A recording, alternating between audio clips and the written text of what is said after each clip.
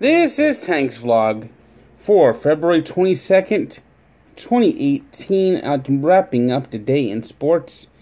February 22nd is a magical date when it comes to hockey in the United States.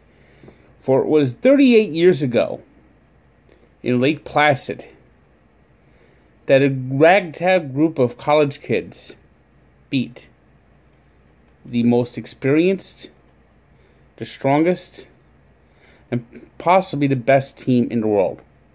That was called the Miracle on Ice. That was the win over the Soviet Union that helped propel Team USA to a gold medal. Tonight in Pyeongchang, South Korea, it was the women of Team USA taking on Team Canada. Now, when women's hockey first came to the Olympics, it was the women of the U.S. that won in 1998. However, since it's been all Canada, 2006 Team USA even didn't make the gold medal final, but every other year it was Canada beating Team USA in 2002, 2010, and in Sochi in 2014 in overtime. And Canada was trying to become the first nation to win 5 straight gold medals in hockey in Olympic history. Ironically, that was something the Soviets were trying to do in 1980. So that was on the line tonight as Team USA played Canada. And there's no question, these are the two best women's teams in the world. It was always going to be US versus Canada for the gold medal. And it was once again. And Team USA, they were down 2-1 in the third period. A penalty wasn't called against Canada that should have been called. But Team USA fought through, and Monique Lamoureux-Morando got the big breakaway to tie the game. And the game went to overtime, and the U.S. took a bad penalty with like a minute and a half left, but held on, and we went to a shootout. Now, ordinarily, you wouldn't like deciding a championship on a shootout. It's like deciding the World Series on a home run derby. Deciding the Super Bowl on a punt pass kick. Or the NBA championship on a slam dunk contest. But here we were, and we had the first 5 shooters, and it was still tied. So we went to a sudden death within the shootout, which means each side gets 1 shot. And if you both make it, it goes on. If you both miss, it goes on. But if one scores and the other one doesn't, game over. So here we had it. Jocelyn Lemuel-Davidson gave the U.S. the lead. And then Maddie Rooney made the big save. Team USA gold medal, finally. I mean, a lot of these players were on that team in 2014. Experienced that heartbreak. And this was a long time coming. I mean, when they play in World Championships, Team USA is a little more successful than they've been in Olympics. So for Team USA, they really needed to get this gold medal, and they got it done. And overall, after a lousy Olympics for Team USA, Wednesday is probably the best day they had. I mean, they got an unbelievably shocking gold medal in cross-country skiing. They got, of course, more X Games medals with the gold in the half-pipe freestyle skiing. But a very successful day for Team USA in Pyeongchang.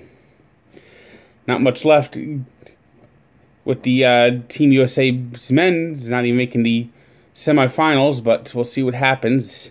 Big surprise, actually, in the semifinals that Germany got in over, who did they beat? Finland?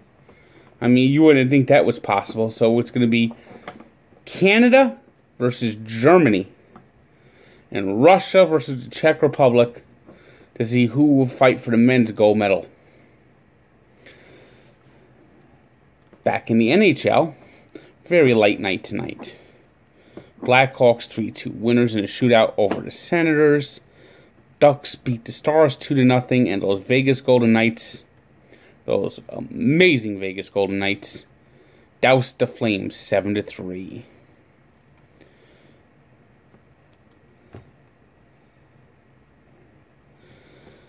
Before I move on to the NHL standings, I want to give a birthday shout out to Ryan Curtin, who all day asked me to give him a birthday shout out. So here's his birthday shout out. Happy birthday, Ryan! So, looking at the NHL standings, we got Tampa with the best record in the East, leading the Atlantic Division, with Boston in second position and Toronto in third. And Boston's right behind Tampa. They're only 1 point behind. In the Metropolitan Division, it's the Capitals with 75 points. They have only a 1 point lead on the fast-rising Pittsburgh Penguins. Here they come again. And the Flyers are in third position with 72 points. The wildcard standings in the East see the Devils in top wildcard spot with 70 points, with the Blue Jackets with 65. And also in the hunt are the Hurricanes at 64 points, the Islanders at 64 points. The Rangers, they're in deep doo-doo. The Panthers are 58 points, the Red Wings 57, and basically out of it now are the Canadiens with 52 points, the Senators with 52 points, and the Sabres are on last with 45 points. Out west, it's those amazing Vegas Golden Knights, best record in the NHL despite being an expansion team, 40-16-4, 84 points, leading the Pacific with the Sharks in second at 74 points and the Ducks with 73 in third position. In the Central Division, it's the Predators leading the way with 81 points. The Jets have 79 points, and the Stars are in third position with 72. The wildcard standings out west see the Blues on top with 72 points. The Wild are only 1 point back with 71 points. The Kings also have 71 points in the hunt. The Flames are 69 points. The Avalanche are 68 points. And the Blackhawks are basically on life support at 60 points. Meanwhile, Vancouver with 53 points. Edmonton Oilers, the most disappointing team in hockey, with 52 points. And the Arizona Coyotes at 44 points are all but done. Tonight's 3 stars are Ryan Miller of the Ducks with 41 saves. Patrick Kane with a goal and an assist leading the Blackhawks past the Senators. And Luka Sabitsia, who had a goal and assist leading the Golden Knights to a win over the Flames. Today's birthday shout-out goes to the Doctor. Dr. J. Julius Irving turned 68. And we take a look back at Barstool Sports and Sports Encyclopedia at the first NHL Olympic hockey tournament, which was won by the Czech Republic. Now, Canada was dominant. Everyone thought Canada was going to gold medal. They had all the great players. But in the semifinals, Dominik Hasek just stonewalled Canada. And then Dominik Hasek stonewalled Russia in the gold medal final. So check out the full story at Barstool Sports and at Sports Encyclopedia, where sports history lives. Good day.